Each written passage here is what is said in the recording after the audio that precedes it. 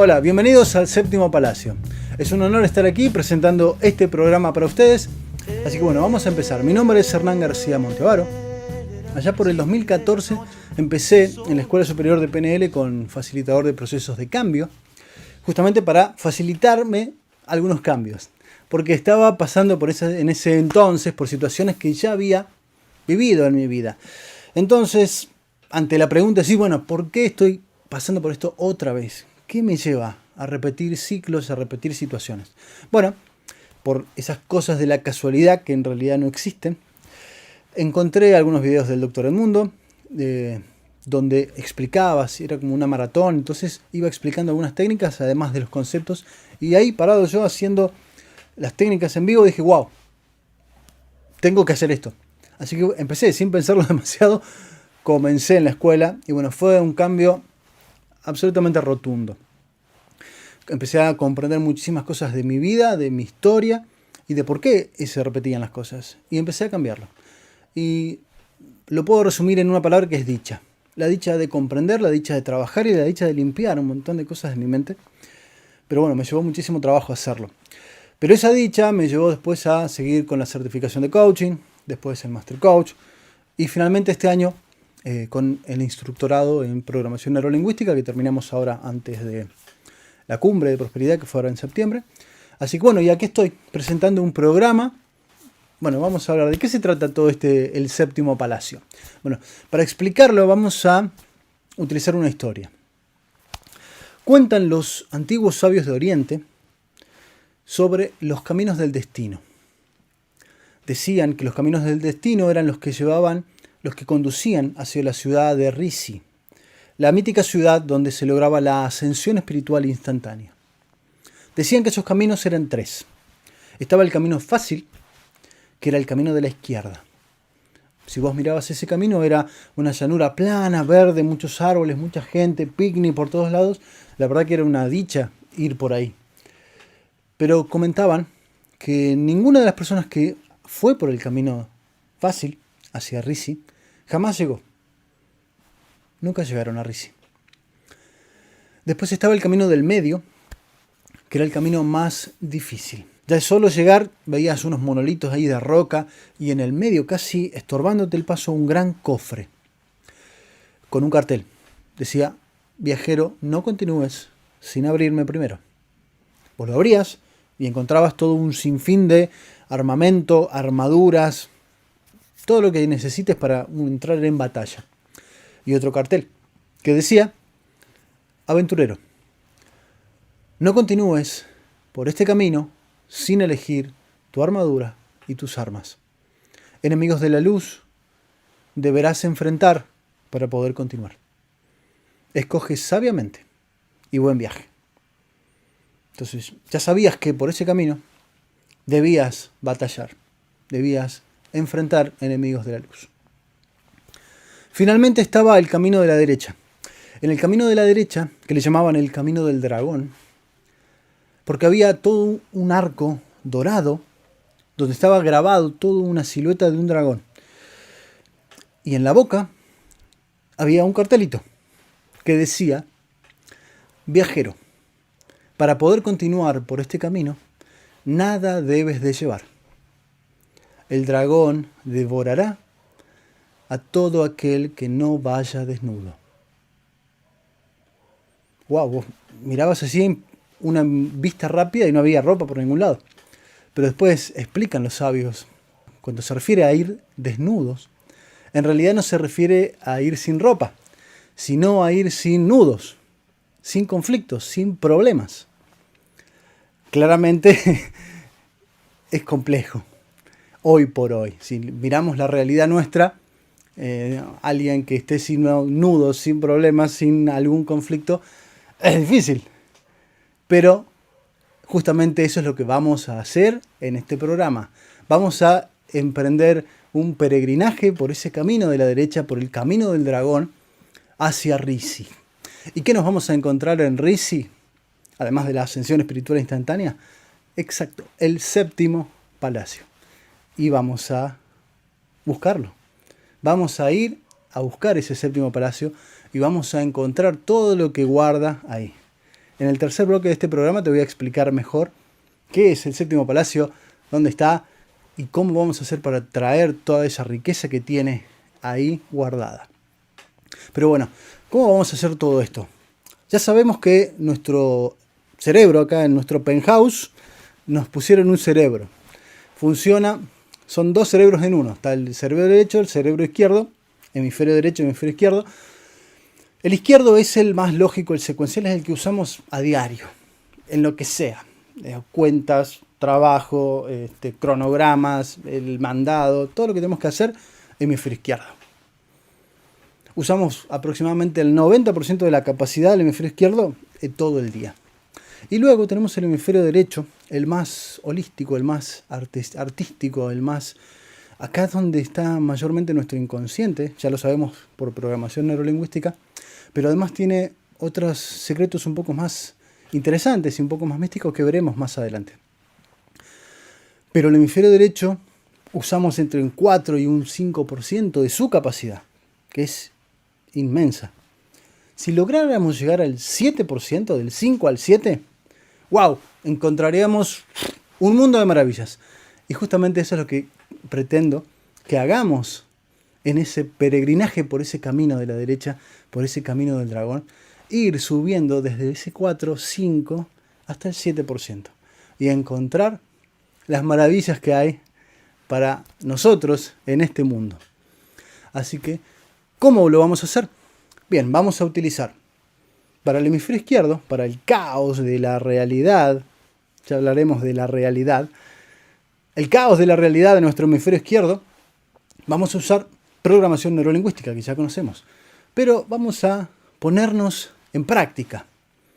Dijimos que vamos a ser peregrinos del camino del dragón, el camino que nos conduzca hacia la ciudad mítica, que nos produzca la ascensión espiritual. Entonces lo que vamos a hacer es tomar acción. Entonces todas las herramientas que por ahí conocemos, hemos usado, hemos visto, hemos sabido de que hay por acá, lo que pretendo hacer en este programa es ponerlas en práctica. Vamos a ser peregrinos de un camino que nos conduzca hacia un lugar hermoso. Y para eso debemos ir sin nudos, debemos ir sin conflictos. Y para poder ir de esa manera, porque recuerden que el dragón atacará o devorará a todo aquel que no vaya desnudo. Así que bueno, si antes de llegar a ver el dragón, por lo menos ir lo más desnuditos posibles. Es decir, sin problemas, sin nudos. Y vamos a usar todas las herramientas que tengamos disponibles en programación neurolingüística. Ya veremos cómo lo estructuraremos a lo largo de los programas. Y para nuestro hemisferio derecho, para ir de ese 5 al 7%, vamos a utilizar una herramienta formidable que se llama Kabbalah. Es un misticismo muy profundo y muy antiguo. Empecé hace varios años a estudiarla y fue ese camino de la derecha que inicié hace un tiempo. Pero quiero que lo iniciemos juntos. Si nosotros prendemos la televisión, leemos cualquier diario, vamos a encontrar un caos producido por nuestro hemisferio izquierdo, un caos generalizado. Pero no es un caos, una crisis ni de económica, ni de valores, ni de personas, ni de medio ambiente. Es una crisis de conciencia. Porque hemos perdido el camino, estamos yendo hacia ningún lado. Damos vueltas y vueltas y vueltas y vamos y vamos y vamos, pero no sabemos a dónde vamos porque no nos hemos desconocido a nosotros mismos. Y se trata de retomar ese camino de la derecha para empezar a reconocernos, a reconectarnos con nosotros mismos, con nuestra esencia.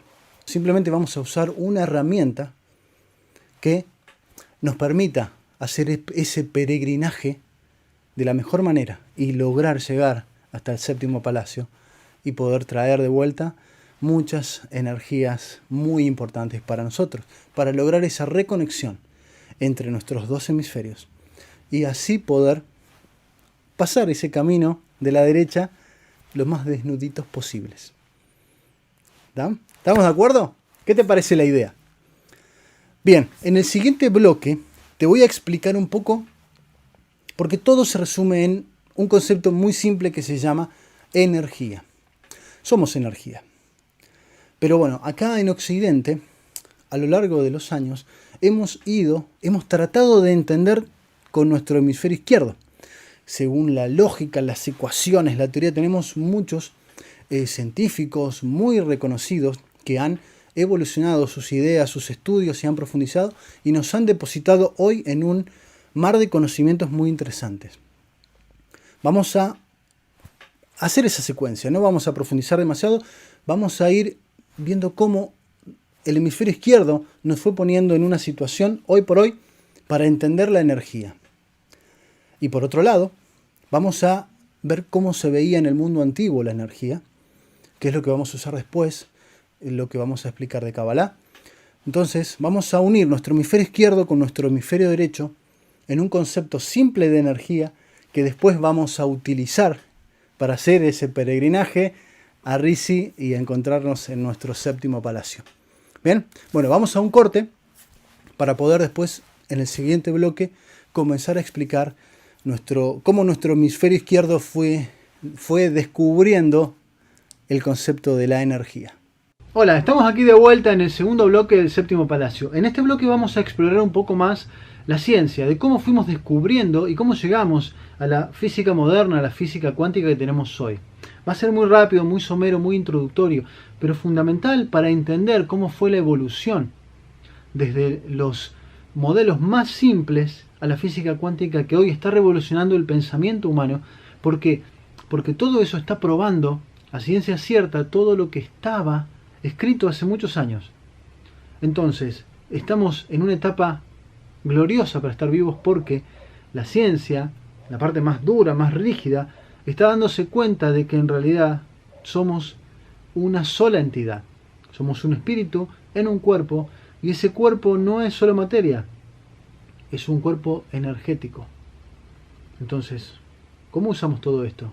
Bien, vamos a ver esta historia brevemente para poder continuar y encontrar unas herramientas súper poderosas que te voy a presentar en este programa para poder utilizar esa energía, la energía del cuerpo, como la energía del alma. Así que bueno, vamos a eso.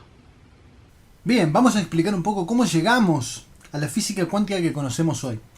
Es un camino muy interesante, pero vamos a pasarlo rapidito, no se preocupen, no vamos a profundizar demasiado en esto. Simplemente vamos a hacer una pequeña revisión histórica de cómo llegamos a esto. Vamos a empezar con este señor, Joseph Thomson. Él fue el primero en plantear el tema del electrón, ¿no? Que la materia, el átomo, la parte más pequeña de la materia, estaba formada por electrones y un núcleo. Pero él lo pensaba de una manera como esta galletita que está ahí, es decir, una masa completa con los electrones como puestos así, como estas chispitas. Y hice mal en agarrar esa foto porque se me está haciendo agua a la boca, pero así que le voy a pasar por alto. Pero bueno, él decía que era toda una masa completa donde los electrones eran chispitas que estaban ahí. Esa fue la primera aproximación que la ciencia hizo del átomo. Luego llegó el señor Rutherford, que hizo una experiencia muy importante. Irradió una lámina de oro con partículas alfa, que son partículas radioactivas, y se dio cuenta, contrario a lo que se creía, es decir, se suponía que todas las partículas se iban a rebotar porque se iban a encontrar con una pared impenetrable. Pero lejos de que pase eso, muchas de las partículas pasaron de largo a través de la partícula de la lámina de oro.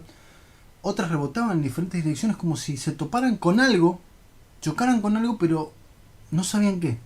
Entonces ahí empezó el planteo más o menos de cómo conocemos el átomo hoy por hoy. Es decir, tenemos un núcleo central y hay algo, los electrones están dando vueltas por ahí que no se sabe dónde. Y planteó este modelo, el modelo atómico de Rutherford, donde ven un núcleo central, pero los electrones están dando vueltas por ahí sin ningún lugar aparente. Por ahí andan. Ese fue su modelo atómico. Para esa época ya estaba el señor Isaac Newton con su ley de gravitación universal y ya más o menos se sabía la ubicación de los planetas y se conocía toda la relación que explicaba el universo exterior. Y recién se estaba conociendo un poco más nuestro mundo interior. Llegó el señor Maxwell, donde él unificó la electricidad y el magnetismo, que hasta ese momento se conocían como cosas separadas. Es decir, el magnetismo eran algunos metales que tenían esa propiedad y la electricidad se generaba por otro lado, pero él fue el que unió esos dos conceptos y lo convirtió en el electromagnetismo, y se dio cuenta de que ambos se generan uno a otro, es decir, un campo magnético genera electricidad y un campo eléctrico genera magnetismo. No vamos a aclarar, no vamos a entrar más en detalles, pero es importante que lo retomaremos más adelante. Electromagnetismo. Y finalmente tenemos el señor Planck, Max Planck. Él es el padre de la física moderna, la física cuántica que conocemos hoy, pero él no lo supo, él no se enteró. Él estaba estudiando algo muy singular. Se preguntó por qué los metales, al calentarlos a una muy alta temperatura, cambiaban de color, irradiaban diferentes tipos de colores. Y se dio cuenta de que hasta ese momento no existía ninguna matemática, ninguna teoría consistente que lo explicara. Entonces se puso a desarrollarla. Fue planteando ecuaciones e inventó algo que se llama el cuanto de acción, que era un artilugio matemático que expresaba de alguna manera cómo los metales irradiaban esa luz. Vamos a dejarlo ahí. Pero, ¿qué pasó? Para él solamente era un artilugio matemático y no entendía bien qué significaba. Pero después vino el señor Albert Einstein, que hasta ese momento era un perfecto desconocido. Pero él sí se dio cuenta de que ese cuanto de acción tenía una importancia física muy importante, porque fue el primero en plantear de manera y probarlo científicamente. Bueno, él no lo probó, lo probaron otros experimentadores, pero él planteó la teoría de el efecto fotoeléctrico. ¿Qué significa el efecto fotoeléctrico? Que la luz puede comportarse a la vez como una partícula, es decir, como masa, o como una onda, es decir, como energía. Esa dualidad está perfectamente válida en la luz y él lo llamó efecto fotoeléctrico. Luego de esto vino el señor Bohr, Niels Bohr, y él planteó su famosísimo modelo atómico de Bohr, que estoy seguro de que lo has estudiado en algún momento en tu escuela secundaria, seguro que lo estudiaste, porque es el más simple de los modelos y es el más exacto, digamos, a nivel energético. ¿Qué planteó Bohr? Él dijo que los electrones estaban ahí dando vueltas, pero que no se ordenaban amorfamente como decía Rutherford, sino que tenían niveles de energía particulares y que se podían mover entre un nivel y otro. Aquí es donde nace el concepto del salto cuántico. ¿Qué significa? Que los electrones podían moverse de niveles de energía, pero para subir a un nivel superior de energía necesitaban de energía externa. Entonces, si yo le proporcionaba la energía suficiente a ese electrón, el electrón hacía un salto cuántico. ¿Por qué salto cuántico? Porque cuando el electrón saltaba y yo retiro esa energía extra, el electrón vuelve a su estado normal de energía. Y cuando hace eso, emite una radiación, un haz de luz, que se le llama un cuanto de energía. Pero bueno, vamos a dejarlo ahí. ¿Qué pasó con el modelo de Bohr? Bohr solamente lo consideró como si los electrones fueran partículas. Ahí lo dejó. Tuvo que llegar el señor Louis de Broglie, un francés, que él probó que además de que eran partículas, los electrones también se podían comportar como ondas, y lo probó. Entonces ahora estamos en un modelo atómico más complejo, porque los electrones no solo dan vueltas por ahí y pueden saltar de niveles de energía, sino que ahora se mueven como ondas, es decir, pueden estar en diferentes lugares, o pueden estar en dos lugares a la vez. Pero ahí quedó, digamos. De Broglie dijo, mira, esto funciona así, estamos todos contentos. Y ahora te veo muy pensativo, Luis. ¿Qué pasa? Una sonrisita. Muy bien. Bien, pero ahora ¿qué pasó? Teníamos el modelo de Planck, donde nos ponía el cuanto de acción, que lo probó Einstein con el efecto fotoeléctrico y la dualidad onda-partícula de la luz. Bohr, que hizo el modelo atómico, donde planteaba los niveles de energía y puso al electrón como una partícula, y llegó de Broglie, donde dijo, también es una onda. ¿Y qué pasó? Estamos ahí dando vueltas, no sabemos. Tuvo que llegar el señor Schrödinger, Erwin Schrödinger, y planteó su ecuación. Esta es la ecuación de la física cuántica, de la física moderna, donde dice que hay una probabilidad de que el electrón esté en algún lugar, pero no se sabe dónde. Y está medido que el electrón está en diferentes lugares a la vez. Bien, ¿qué significa todo esto? Vamos a ver el modelo atómico de Bohr del hidrógeno. El hidrógeno es el elemento más simple del universo, es un protón y un electrón. Ese es el modelo atómico de Bohr. Ahora vamos a ver el modelo atómico de Rödinger. ¡Boom! ¡Wow! ¿Y eso qué es? ¿Eso es un átomo de hidrógeno? ¿Qué quiere decir? Eso rojito que vemos ahí, naranja, es la probabilidad de que el electrón esté por ahí dando vuelta. No sé dónde. Pero en diferentes lugares, a la vez. ¡Wow! Entonces llegamos a una situación donde cada vez íbamos entendiendo más, pero a la vez cada vez comprendiendo menos. Te veo pensativo, Schrödinger. Te veo pensativo, sí. Está muy confuso esto, ¿no? Pero, ¿podemos continuar? Sí, claro. Estaba pensativo porque él mismo descreía de lo que había hecho. No le cerraba esta idea de la dualidad, de que existieran la posibilidad de que estén un electrón en diferentes lugares.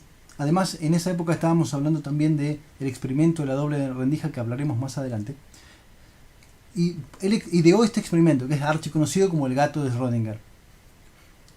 ¿Qué decía el experimento? No voy a profundizar demasiado, pero decía que encerramos al gato en una caja cerrada donde hay un dispositivo que puede matar al gato. No es que lo mata, sino que existe la posibilidad de que muera el gato. Pero a menos que yo mire adentro de la caja, en un cierto tiempo, para mí el gato está vivo y muerto a la vez, porque desconozco su estado. Lo mismo pasaba con los electrones, es decir, yo desconozco el estado donde está.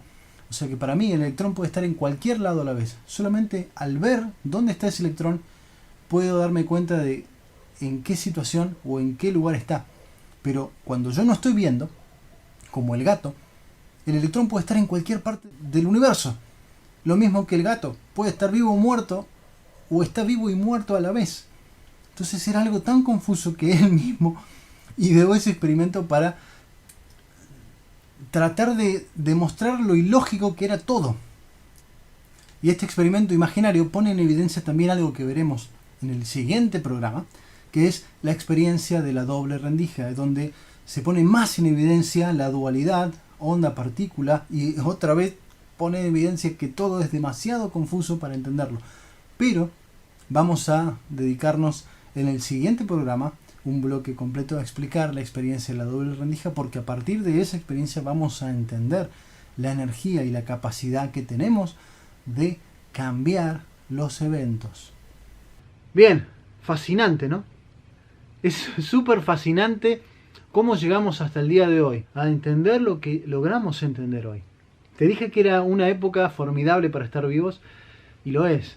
Porque una vez que nos damos cuenta de la situación, nos damos cuenta de lo que somos, del poder energético que tenemos, probado desde la ciencia y escrito hace mucho tiempo, podemos darnos cuenta del poder que tenemos. Y ahora lo que nos queda es tomar acción. ¿Y cómo haremos? Bueno, en el siguiente bloque te voy a presentar por qué este programa se llama El Séptimo Palacio, cuál es la historia detrás de ese nombre, y te voy a presentar las siguientes herramientas que vamos a utilizar para lograr esa ascensión, para tomar el camino de la derecha para llegar a Risi y lograr esa ascensión inmediata. Vamos a un corte y volvemos. Bienvenidos al bloque 3. Luego de haber descubierto todo ese proceso de conocimiento que fuimos atravesando como sociedad, sobre todo nosotros la parte occidental, cómo fuimos redescubriendo todo eso hasta llegar al entendimiento que tenemos hoy del universo, de la materia, y hasta llegar al desconocimiento profundo. Es decir, todo lo que hemos aprendido hasta ahora nos permite entender que hay muchísimo más que no sabemos. Pero nos abre la puerta a la duda de decir, bueno, lo que está escrito antes no estaba tan loco, no era tan descabellado, no eran solo historias así fantásticas que nadie creía. La situación estaba planteada de una manera errónea. ¿Por qué? Porque esas historias las estábamos tratando de entender de la misma manera que tratamos de entender la ciencia, con el hemisferio izquierdo, con la lógica, la secuencia, lo real, ¿no? La vieja herencia, ¿no? Como le llama John Grinder, el pecado original, ¿no? De pienso, luego existo, de René Descartes, donde eliminaba cualquier posibilidad a lo que, si no lo entiendo, no existe. Bueno, sí existe.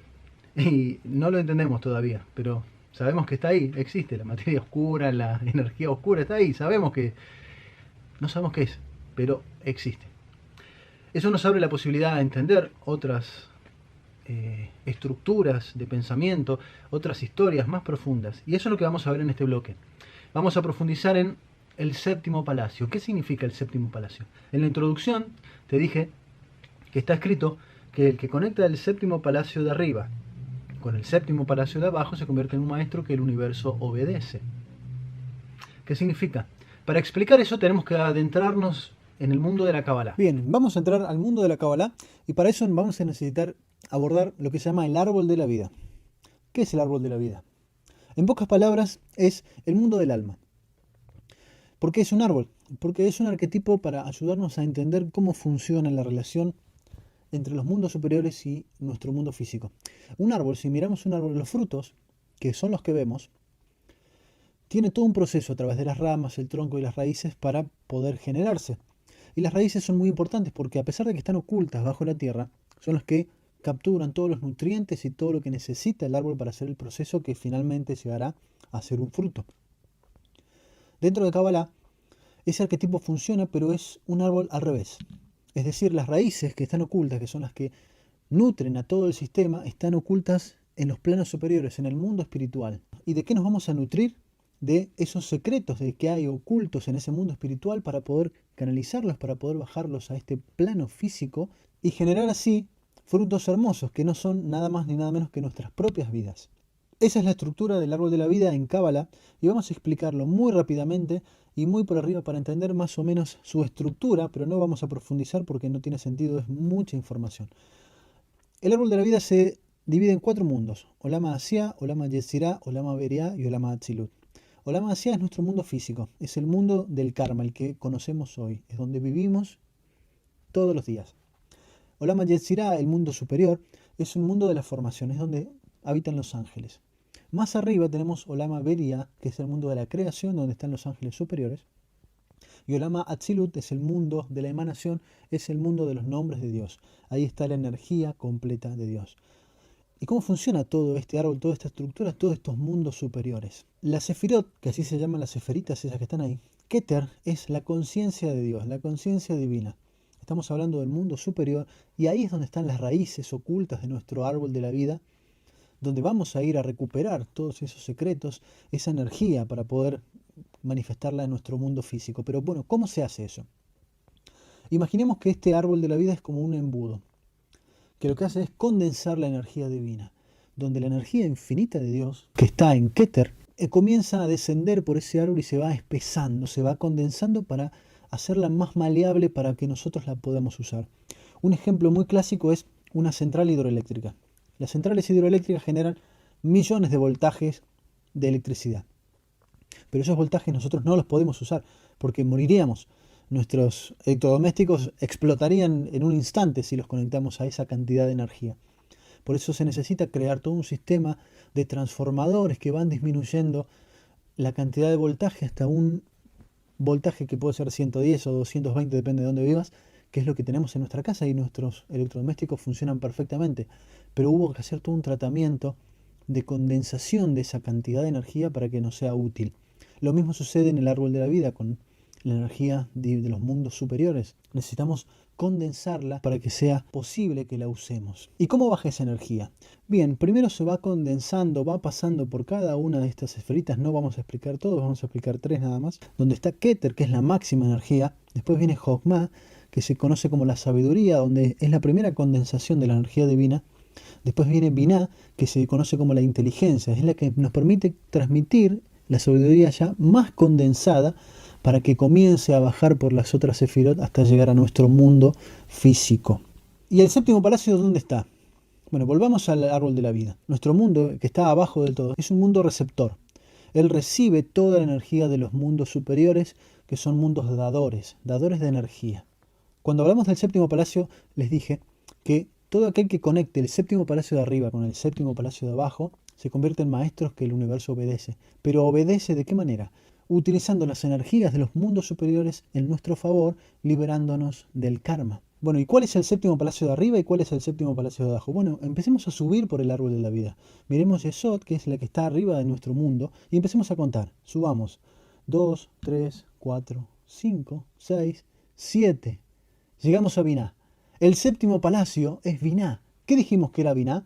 Es la inteligencia, la que nos permite transmitir y condensar la energía de la sabiduría divina es la puerta que baja del mundo superior para poder traer esa energía hasta acá. Así que formalmente les doy la bienvenida al séptimo palacio. Bien, ya descubrimos cuál es el séptimo palacio, dónde está y a qué se refiere. Vamos a ir a conectar ahora ese séptimo palacio de arriba con el séptimo palacio de abajo para traer, para sacar esos nutrientes de esos planos superiores y canalizarlos a este mundo para tener unos frutos, unas vidas absolutamente maravillosas. ¿Qué te parece? ¿Te gusta la idea? Bien, en el siguiente bloque te voy a explicar los nombres de Dios, los 72 nombres de Dios. Tiene su código, también, al igual que el árbol de la vida, es una metáfora, pero la vamos a explicar y vamos a hacer una meditación, la primera meditación, para empezar a canalizar y a conectar con ese séptimo palacio de arriba. ¿Te parece? Vamos a un corte y volvemos enseguida. Genial que ya estamos en el cuarto y último bloque de este primer programa. Ha sido un maravilloso programa. Hagamos un resumen de qué vimos el día de hoy. Hablamos de física cuántica, hablamos de la energía, de cómo estamos construidos y cómo descubrimos a lo largo de los años la física moderna que tenemos hoy, lo que nos permite entender un poco el misticismo de muchos años atrás. Hablamos del árbol de la vida, el principal concepto de Kabbalah, para explicar cómo vamos a ir al séptimo palacio, a los mundos superiores, a canalizar energías divinas para materializarlas en este plano físico y hacer que nuestras vidas sean maravillosas. ¿Te gusta hasta ahora? ¿Cómo vamos? Bien, ahora vamos a explicar los 72 nombres de Dios. Primero, Dios no tiene 72 nombres. Dios es uno solo y estos 72 nombres son códigos, son estructuras de pensamiento divino específicos que vamos a ir a buscar al séptimo palacio y los vamos a canalizar en este plano físico para hacer de nuestras vidas una verdadera maravilla. Así que bueno, ¿te está gustando hasta ahora el programa? Genial, porque ahora se va a poner mucho más interesante. Bien, vamos a continuar explicando un poco más de Kabbalah y de los 72 nombres en particular. ¿Por qué 72? Bien, 72 es la numerología de la palabra Gesed, que significa bondad, bondad pura y absoluta de Dios. Y esa es la clave para usar estos 72 nombres, ya te lo voy a explicar mejor.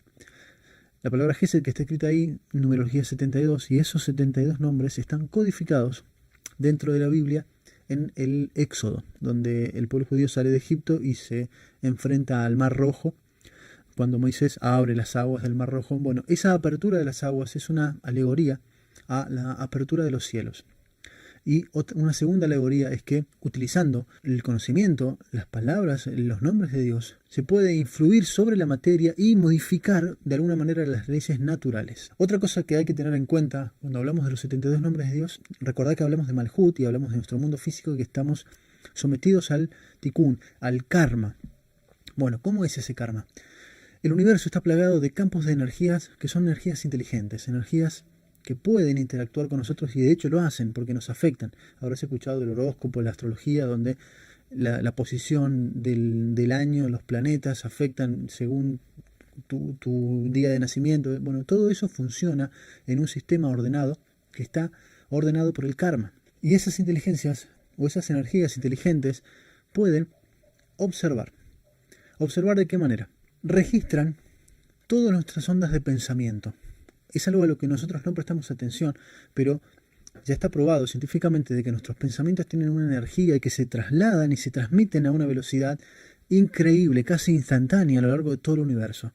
Esos pensamientos, toda esa energía que enviamos al universo, es lo que queda registrado en esas inteligencias que van tomando nota de lo que está sucediendo en nuestra cabeza y luego el karma hace que vuelva a nosotros, sea lo que sea que estemos enviando.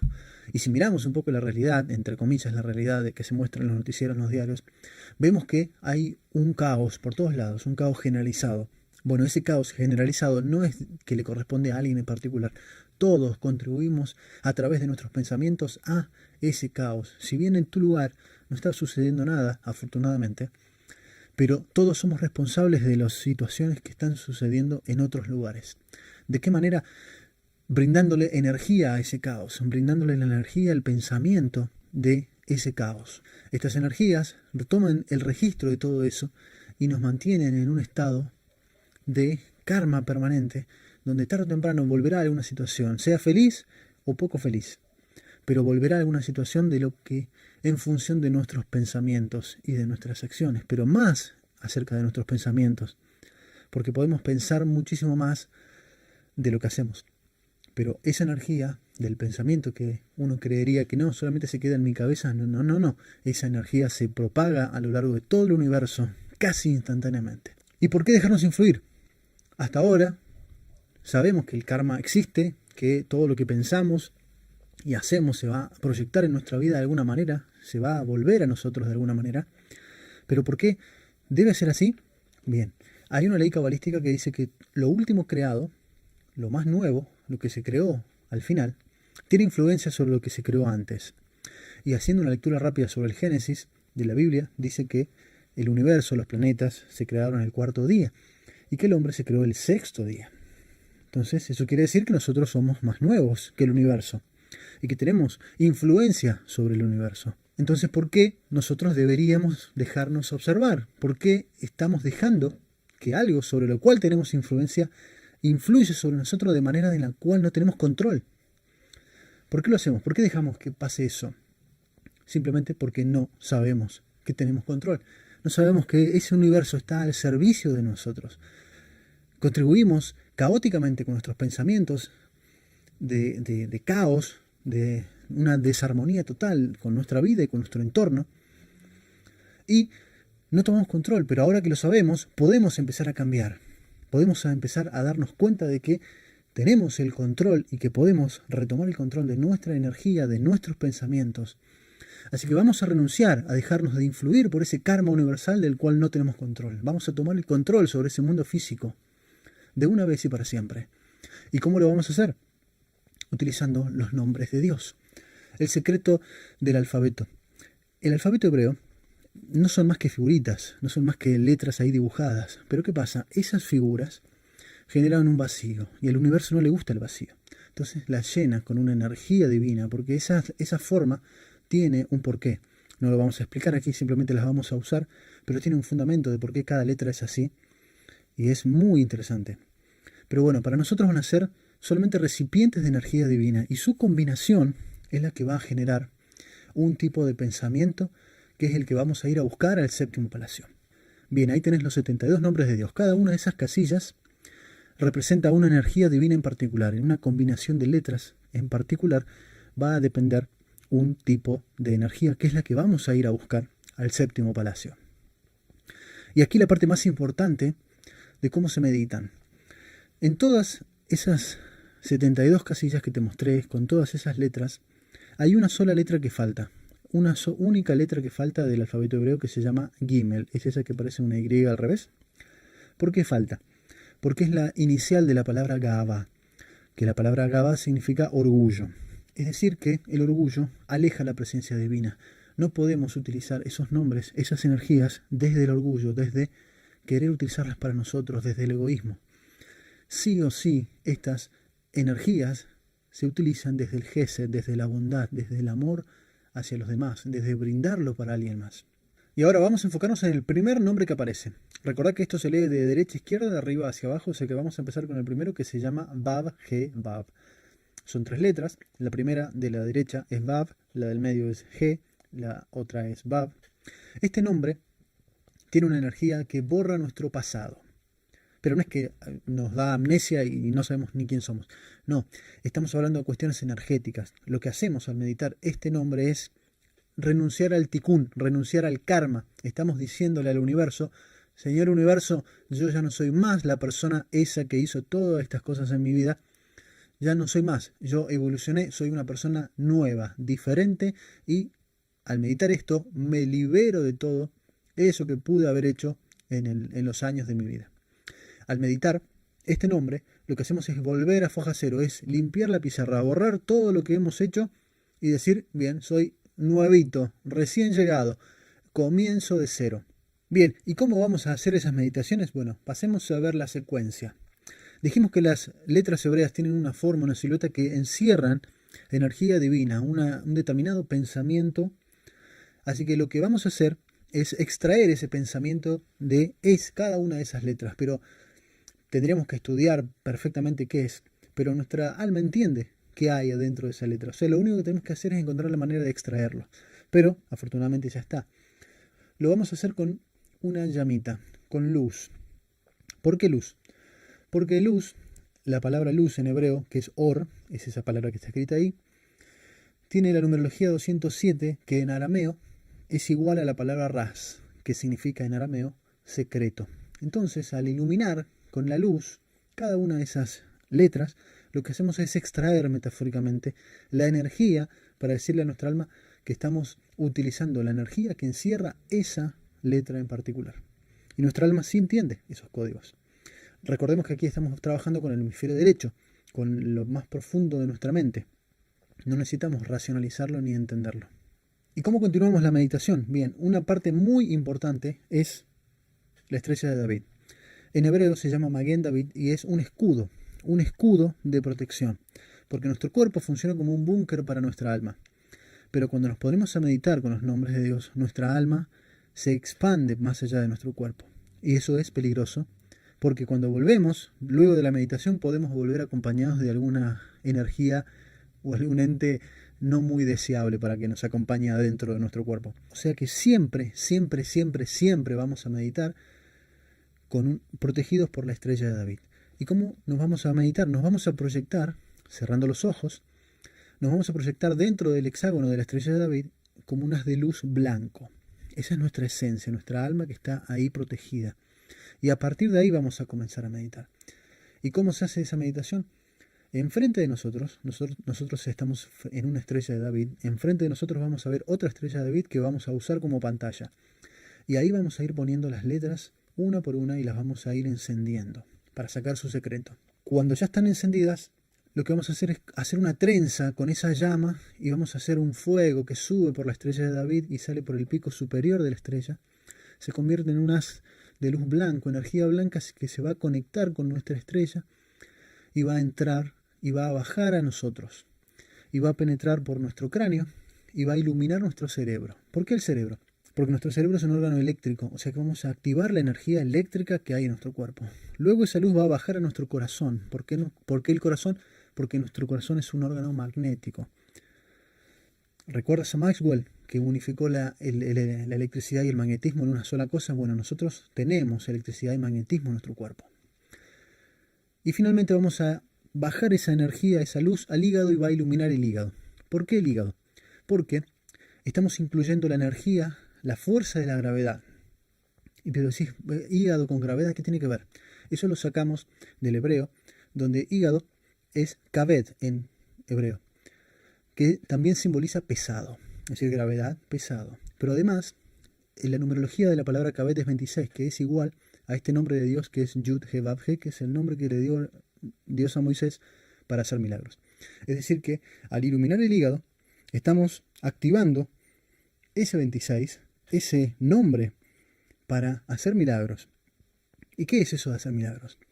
Es simplemente materializar esta energía divina en nuestro plano físico. El hígado es nuestro órgano que nos permite materializar las energías de nuestro pensamiento en el mundo físico. Por eso es que hay que tener el hígado siempre lo más saludable posible. Y una vez que tenemos el hígado iluminado, vamos a comenzar a mover la luz entre el cerebro y el corazón, cerebro-corazón, para llenarla más y más de energía y después la vamos a expulsar como si fuera una gran tormenta, una gran champiñón de luz que va a imantar nuestra aura con millones y millones de chispas de luz. Esas chispas de luz son la esencia del secreto de ese nombre que estamos meditando. Y una vez hecho eso, lo que debemos hacer es ofrecerla a alguien más, a alguien que querramos ayudar, que querramos apoyar. Recordemos que estamos hablando de nombres que funcionan con Gesed, es decir, no me los puedo quedar yo, porque no funcionan. Necesito entregarlo. Así que vamos a visualizar enfrente de nuestra otra estrella de David con la esencia de la persona. Solamente la visualizamos como un haz de luz enfrente, nosotros sabemos quién es y el universo sabe quién es. Y lo que vamos a hacer es simplemente compartirle otra vez esa energía, la conectamos con su estrella de David y que entre a su estrella y la inunde con toda la energía, con millones y millones de chispas de luz. Y una vez hecho eso, ya estamos en condiciones de respirar profundamente y la meditación ha terminado. Bien, hemos llegado al final de este primer programa. Ha sido un gran placer preparar todo esto para compartírtelo. Espero que lo hayas disfrutado y te haya sido de muchísima utilidad. En el programa siguiente vamos a hablar un poco de las estructuras del pensamiento, de la energía del pensamiento, y vamos a meditar más nombres de Dios para comenzar a transformar toda nuestra energía en una energía proactiva que trabaje en armonía con el universo para poder armonizar nuestra propia vida y, como ya viste, usando los 72 nombres de Dios, armonizar primero a los demás, compartir esa energía con los demás. Ahí está la clave, esa es la importancia de estos 72 nombres y por eso te los quería compartir, porque nos liberamos del egoísmo, nos liberamos del orgullo, porque estamos compartiendo estructuras de pensamiento divino con nuestra sociedad, con nuestros seres queridos. Y eso, inevitablemente, hace que nuestra energía se transforme y comenzar a vibrar en un estado de armonía. Y en ese estado de armonía, todo se puede lograr. Así que bueno, te dejo un abrazo, muchísimas gracias por ver este programa y nos vemos la semana que viene.